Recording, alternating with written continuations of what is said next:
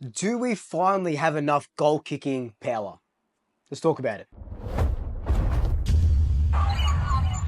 Before we jump straight into this video, I am 20 or less than 20 subscribers away from hitting 10,000, and there is what 15 days left of the year. I would love to hit that before 2024 is over. If you're watching this and you're not subscribed, please hit that subscribe button. It would mean the absolute world to me to hit that magical 10,000 mark before the end of the year. I've got a really cool player interview coming up in the next, hopefully this week, that it drops once Collingwood have a look at it and give me the A-OK.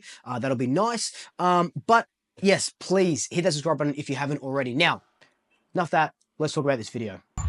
So I wanted to sort of dive into our goal kicking prowess, our forward line. We know we've recruited Tim Membry, who is, he's kicked nearly 300 goals. And actually, Tim Membry's nearly 300 goals, or 293 goals, already puts him on top of all of the other Collingwood players on the list right now as to how many goals they've kicked in their career. The next best is Jamie Elliott with 287, and then it goes down to Brodie Majek. So Membry is our leading goal kicker on the playing list right now, and he hasn't even played a game for Collingwood yet. So that's definitely saying something. So we've talked a lot about, what our defensive line looks like, the midfields, what they're looking like, Perryman and Dan Houston and Nick Dacos, and what's he doing, blah, blah, blah, blah, blah.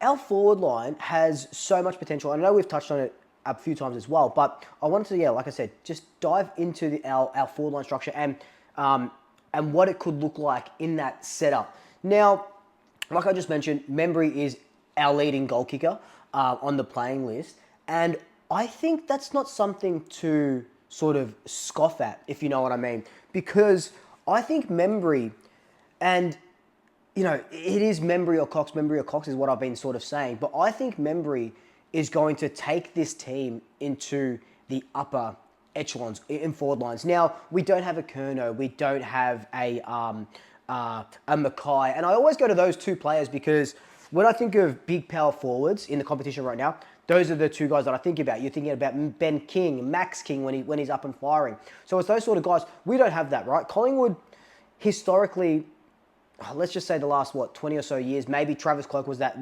last sort of big guy. Chris Dawes as well, you can kind of chuck him in there. Rocker, Tarrant. But historically, over the last couple of decades, we haven't really had that big key forward that's kicking 50, 60, 70, 80 goals in a season. Look at this stat, right? You have to go back to 2013 for one of our players to kick over 50 goals. And that was Travis Cloke in 2013. He kicked 68 goals. The year before that, he kicked 59. The year before that, he kicked 69. So no one's even crossed that 70 mark. The last player to kick over 70 goals was Sav Rocker in 1997. Now, okay, you would love a big key forward to kick, anywhere between 50 and 70 goals in a season like Mackay and Curnow do. But we've won premierships without that sort of big firepower. And do you remember back in 2018, we had the Swoop squad, which is pretty much where I got this name for this channel from.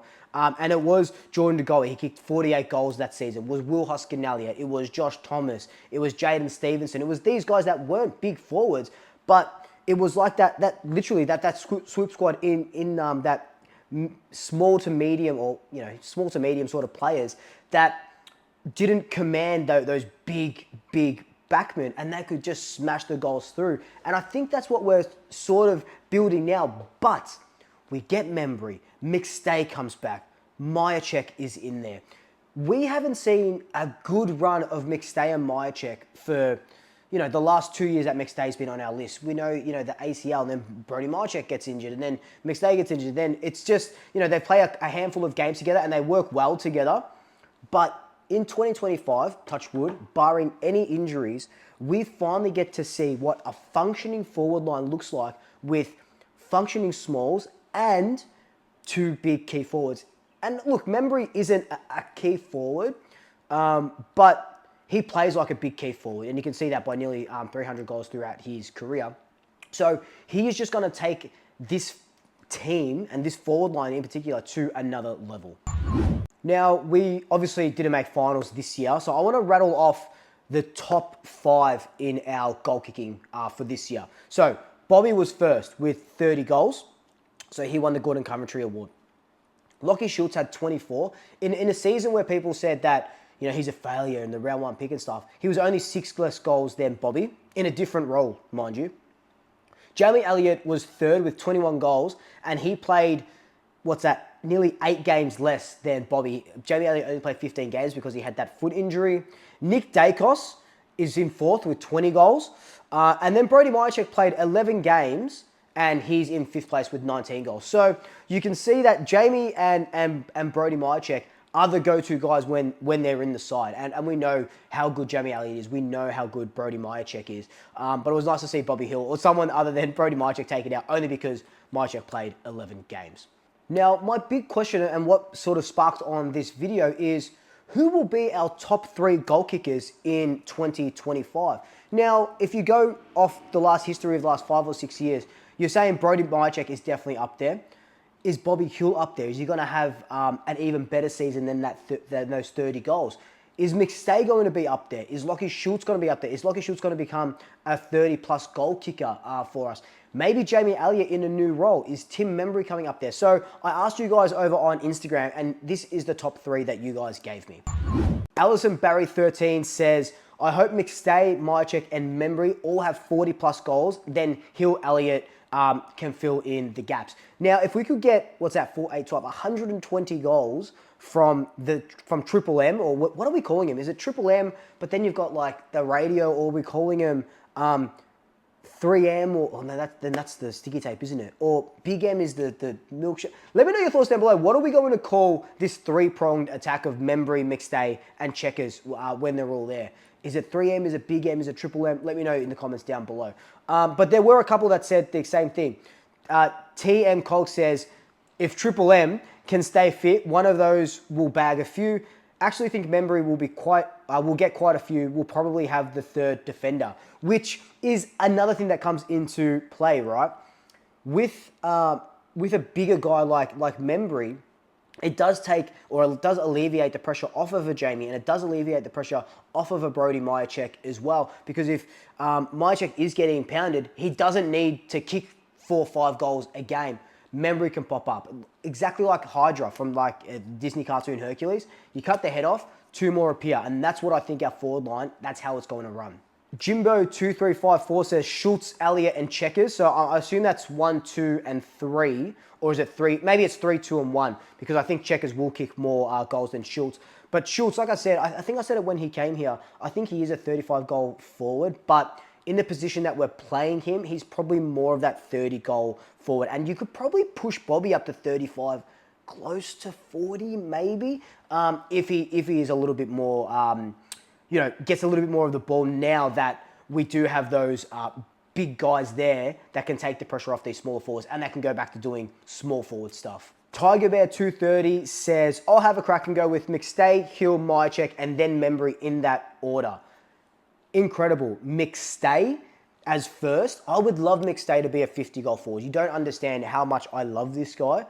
A 50-goal forward McStay would just be chef's kiss, exactly what we're crying out for, and will propel us into finals next season. And then Andrew Brown 5 says, agree with all the comments. Watch for Bobby Hill to have his best season yet. And I was talking to Joss, his trainer down at Pulse 8.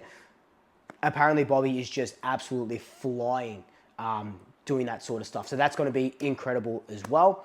We will see more goals from Elliott and Schultz with less marking responsibility. And that's the crux of it all, right? They won't have to play tall. They can just do their small forward things, which we haven't had for a long time because some of these players had to play tall. You just remember that Collingwood Fremantle game, that draw, where Myercheck and Mason Cox went down. So we didn't have a tall forward. And then they had to chuck in first gamer Ed Allen as our full forward. Like, that just says a lot there. You can have McStay. You can have Membry. I don't even think Jamie Elliott played the game. So we're going to have a lot more flexibility in our forward line, and I just can't wait to see it. But my top 3, I'm going with McStay at number 1, Jamie Elliott number 2, and I dare say Membry and Bobby Hill will round off 3 and 4, but Membry and Bobby Hill will be close. I don't think Membry plays every single game, so that's why Membry and Bobby will be, fighting for that third, fourth position. But anyway, guys, let me know your thoughts down below. Who are your first, second, and third in the Gordon Coventry Award at the end of 2025? But until then, like, comment, subscribe, tell your family, tell your friends, tell your pets, and until next time, double shackers, I'll swoop you later.